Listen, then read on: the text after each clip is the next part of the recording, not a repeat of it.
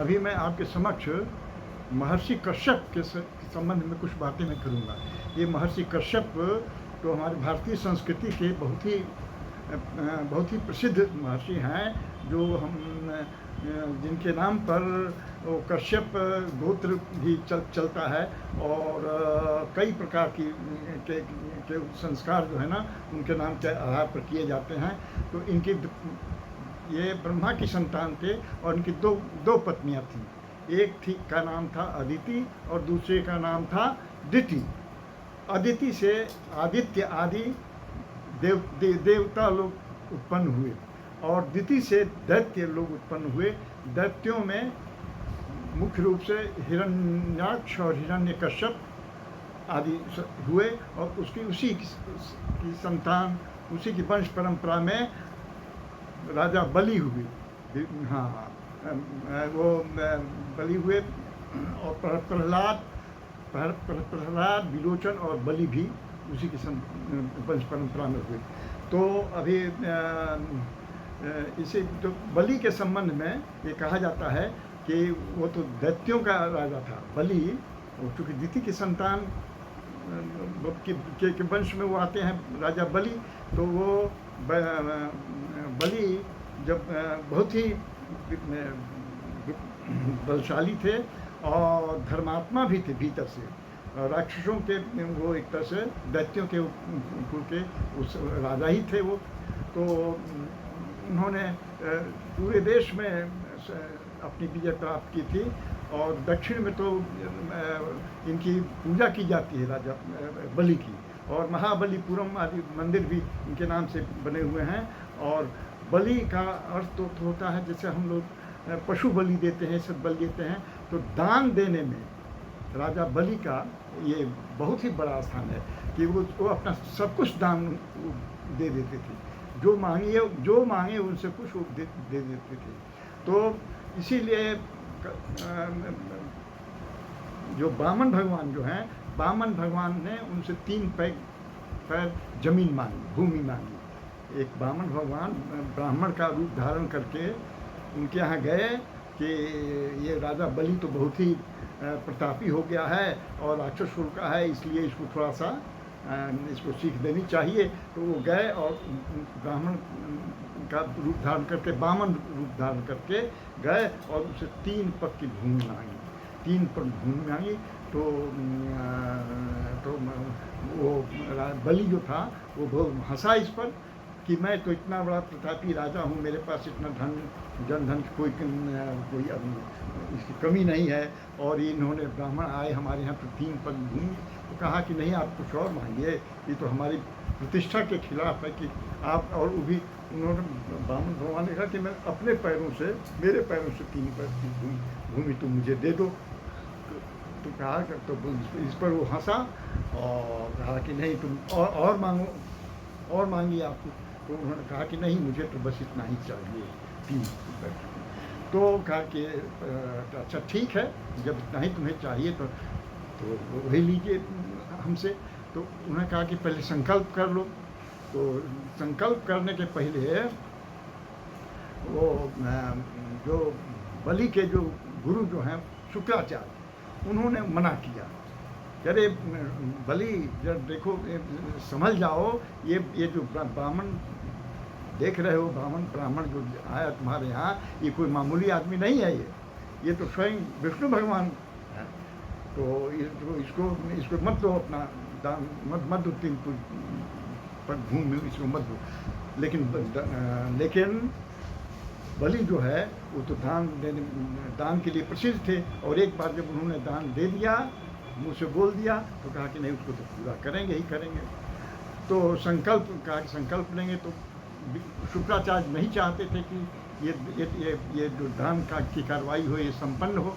तो वो जिस लोटे से वो संकल्प किया जाता था, कुछ लोटे की टोटी में वो जा करके घुस गए।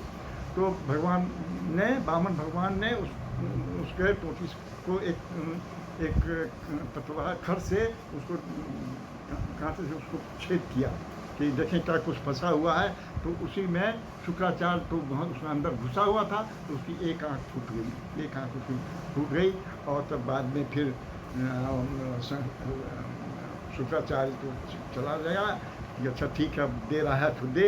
तो इसी में उसे संकल्प भी हुआ, और संकल्प हुआ तो फिर उसे कहा कि अब तुम 3 पैर ज़मीन देने का तुमने संकल्प किया है तो अब दो। तो उन्होंने कहा कि अच्छा तो मैं नापता हूँ अपने पैर से। तो अच्छा ठीक है, नाप लो। वो समझता था कि बहुत थोड़ी सी ज़मीन होगी, लेकिन जब उन्होंने नापना जब शुरू किया तो उनका विशाल रूप प्रकट हो गया। वामन भगवान जो थे उनका विशाल रूप भगवान का प्रकट हो गया, और एक पैर में सारी मृत्युलोक उन्होंने नाप लिया, दूसरे पैर में स्वर्गलोक नाप लिया। और तब पूछा उनसे बलि से कि अब बताओ, 2 लोग तुमने दे दिया, 2 पैर तुमने ले लिया ज़मीन, संपत्ति तुम्हारी, अब 1 पैर कहाँ मैं रखूँ?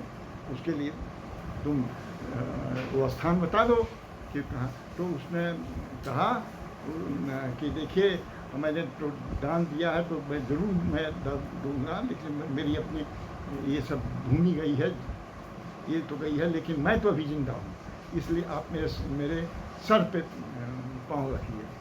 तो सर पे रख दीजिए, मैं आपको दान दे देता हूँ अपने आप को। तो ऐसा करके उसने अपने को सर्वस्व दान दे दिया। ये कथा आती है राजा बलि के संबंध में। लेकिन बलि के संबंध में ये जो कहानी जो आई है, तो इसके पहले पूर्व जन्म की भी एक कहानी आती है, जिसमें कि बलि को बहुत अच्छे कुल का नहीं बताया जाता है। कहा कि वो तो पूर्व जन्म में वो एक वैश्यगामी था, वैश्यगामी था मैंने, और जुआरी था और शराबी भी था।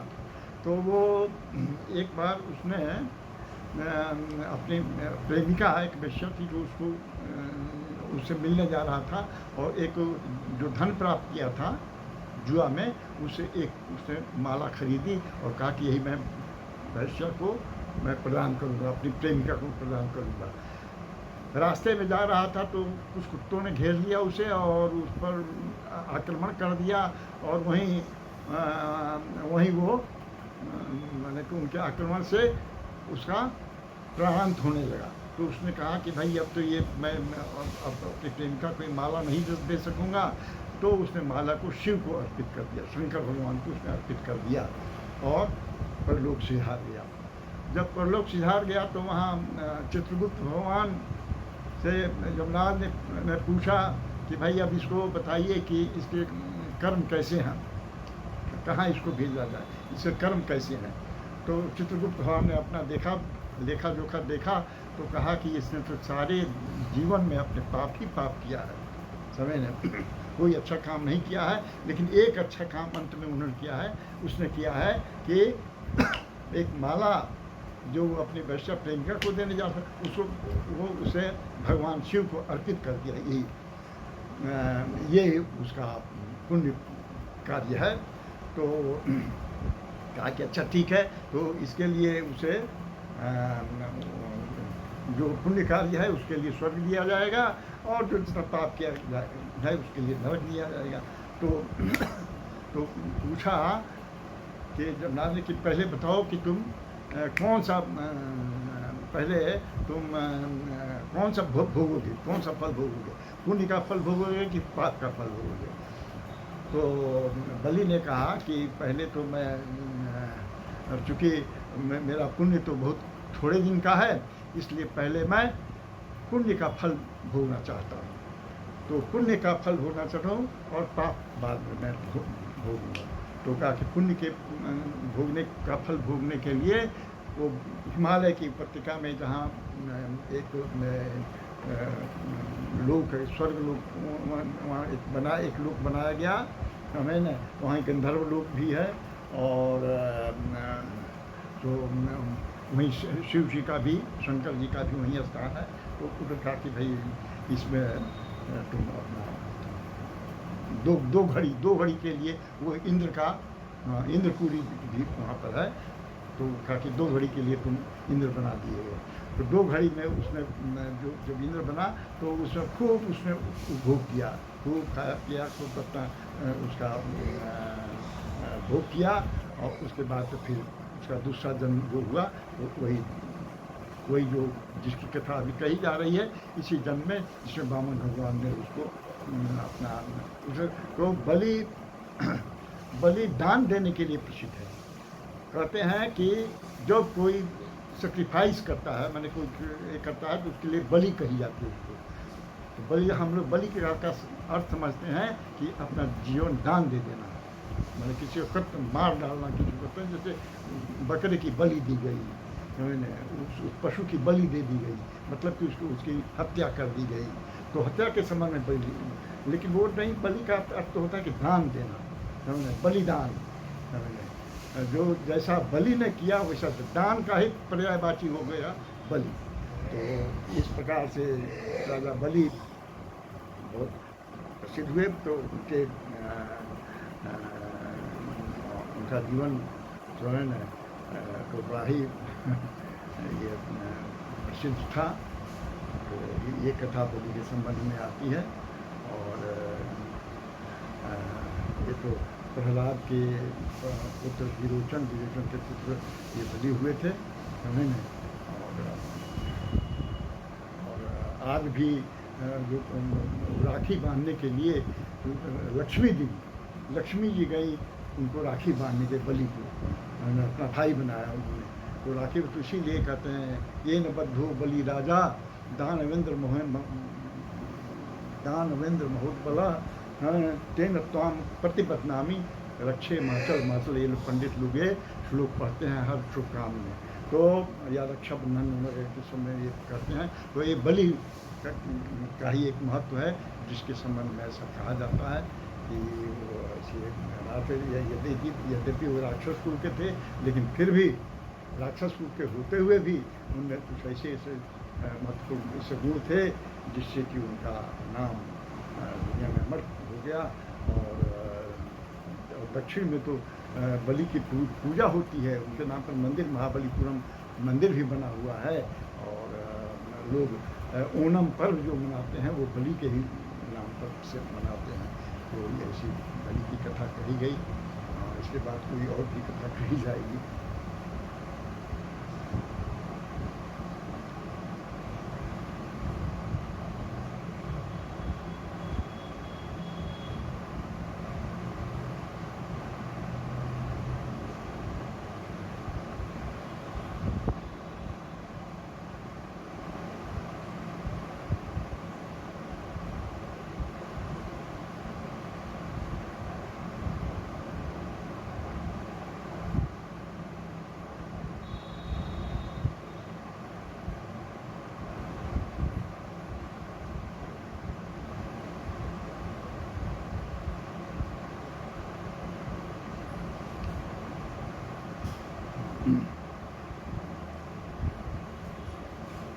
विकी के पुत्र